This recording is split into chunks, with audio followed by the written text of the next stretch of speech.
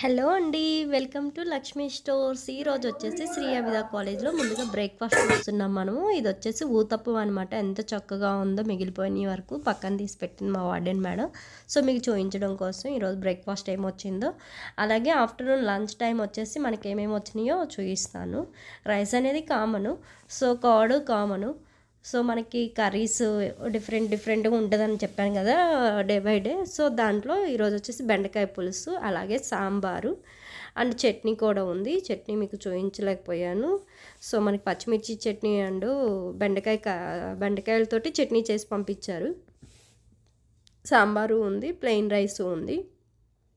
2 bowls బెండకాయ పులుసు, 2 bowls వచ్చేసి సాంబారు. మనకి 40 మెంబర్స్కి అనమాట స్ట్రెంత్ వచ్చేసి. 40 మెంబర్స్కి వచ్చేసి మనకి ఈ బల్క్లో ఇచ్చారనమాట.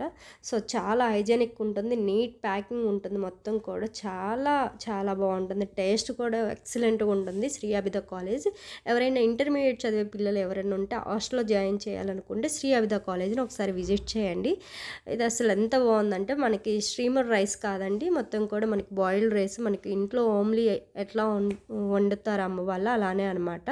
సో బెండకాయ పులుసు అండి, ఇంకా తింటే ఎంత బాగుందంటే, బెండకాయ ఇష్టం లేని వాళ్ళు కూడా ఈ బెండకాయ పులుసు తిన్న తర్వాత బెండకాయ పులుసుని ఇష్టపడతారు.